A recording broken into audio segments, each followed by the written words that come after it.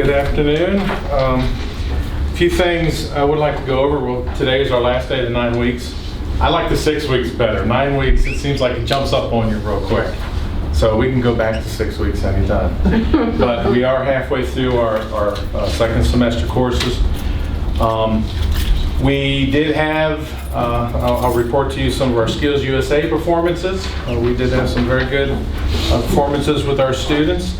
Our cabinet making, we had first and second place with Nicholas Mann and Brian Broofman. They will both be going to the state competition. Culinary arts, we had first place with Josh Hoffman. So he will be going to the state competition. And all this is in Roanoke. And other students that did well but are not eligible for the state with the electrical, we had second and third place. Cody Ramsey was second, Noah Smith was third, and our carpentry, Gage McAllister, was second. So had a good showing with our students in our trades areas at our Skills USA competitions.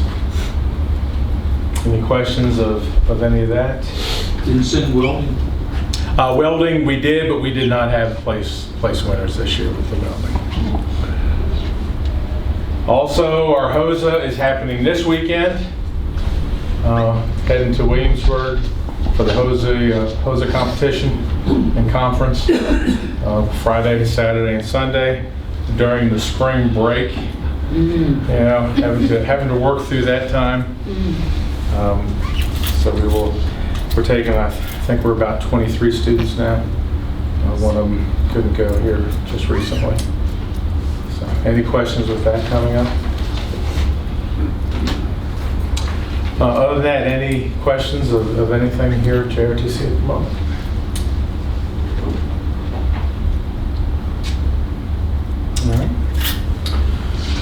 All right.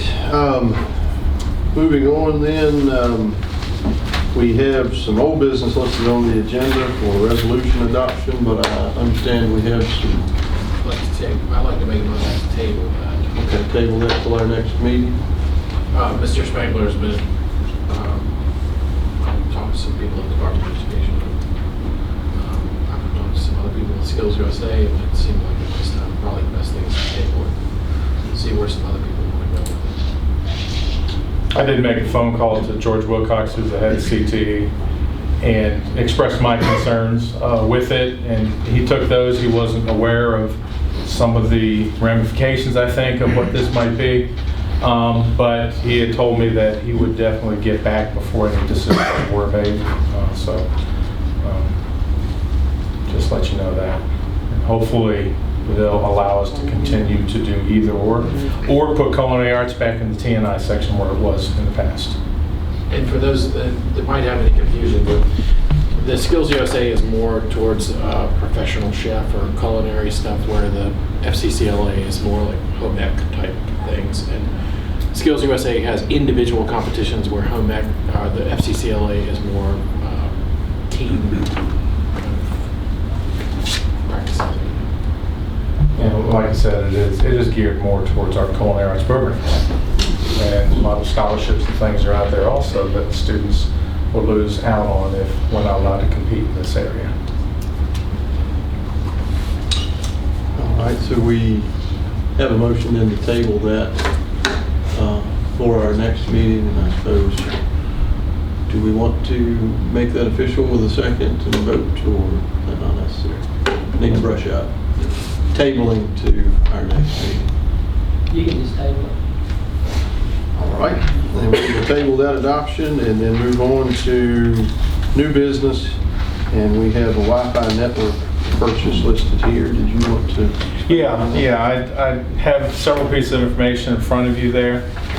We had a couple different companies that did respond to our RFP.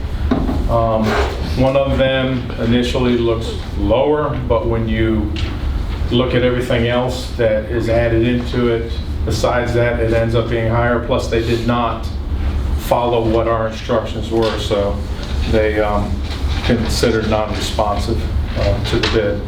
The one I do have in front of you, I copied a couple pages of the response to the RFP for you, and I highlighted the numbers just so you could see where I had the numbers from on my one little page summary of everything there. But I'd like for us to contract Advanced Logic Industries to do our Wi-Fi installation for Jackson River Technical Center. You can see there their bid price was $100,730.41. $96,331.21 is E-rate eligible, which JRTC then would be responsible for 30% of that total, which I have there is $28,899. Then we need to add on the non-E-rate eligible, the racks and things, of the $4,399. So somewhere in the neighborhood of what JRTC would pay would be $33,298.56. And then again, whatever would be eligible for the VPSA, we would put in to get reimbursement out of the VPSA funds. Jeff and oh my gosh, Matt, I just lost it completely. Jeff and Matt are here to answer any questions if you have any specifics, because I can't tell you the specifics. That's a question on the billing. On fees, is probably billed at the entirety at the completion of the project, nothing up front? From we have Rich Sacklis that's working the E-rate portion of it for us. From what I understand, it would be at the end. Is that correct? How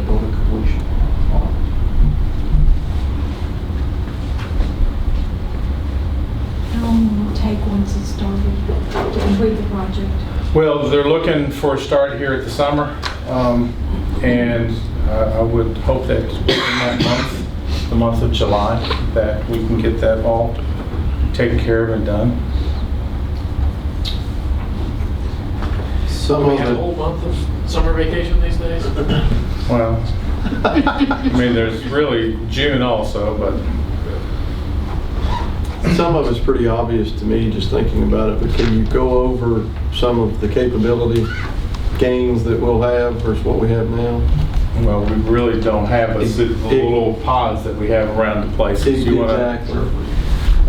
This particular contract will provide 21 access points for JRTC. So it will provide this building with an enterprise Wi-Fi network similar to the capability that we currently offer at Allegheny High School or the other schools in Allegheny County. So especially for the students at Allegheny High School who have Chromebooks, for example, and spend the majority of their day with those devices, they'll be able to continue their activities up here just as if they were on site. Each classroom area will have a high-density access point, so there won't be any concern about overloading any of the particular devices.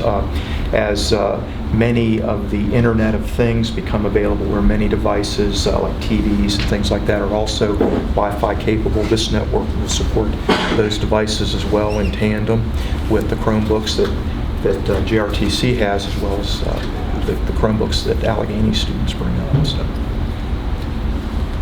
We don't anticipate any sort of scalability issues or anything, especially for our size. No, sir. All networks today are built to be scalable.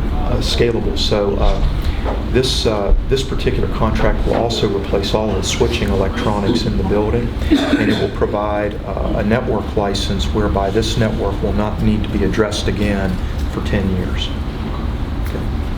And actually, they're giving us 11 years in this, so depending on the equipment and such, we're getting 11 years out of it. Where's this company from? Where's this company from?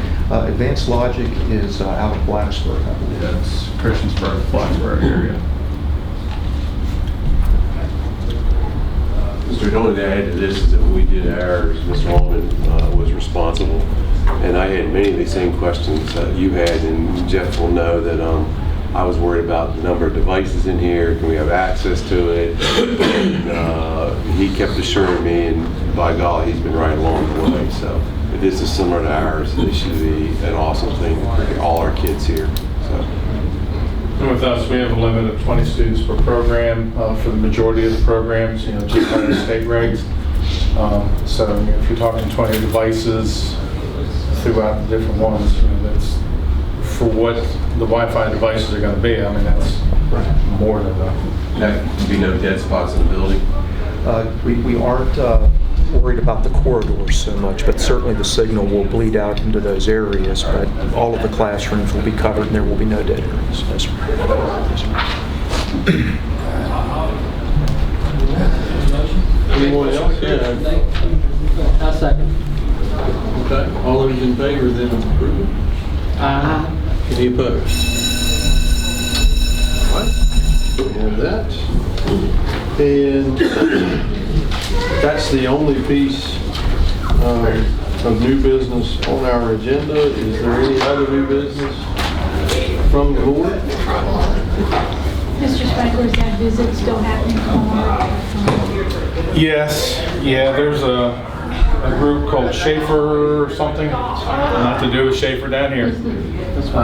But they are a group that are coming and checking CTE in the Roanoke Valley, Allegheny Highlands. They're going to be coming and looking at our center, what we offer, what equipment we have for what we offer. So they're checking all the different centers. They're not going to the high schools themselves. But from what I understand, in Roanoke, they're going to hit Burton, Rotech, B-Tech, Botetourt, and so forth also to check out all the technical centers. And there's information I need to pull together for them then, about numbers of students and all that type of stuff also. But they will be coming tomorrow at 10:30 to go through. I asked them once we had a schedule change if not having students would make a difference, and I was told no. So they just be coming, now that it's a work day, they'll still be coming. And the purpose behind it? It's a regional program out of Roanoke with the workforce. And they are probably going to get some additional funding. And so they're looking through the workforce grants to find out what could they provide in each area of need. And so they would be looking to put an inventory together in the area and then decide where the funding goes. That pretty much cut it? From what I understand. Yeah. So we hide all of our machines and stuff? We can. You want me to? They have a new assistant director, been there about 9 months and is now moving forward with things. So.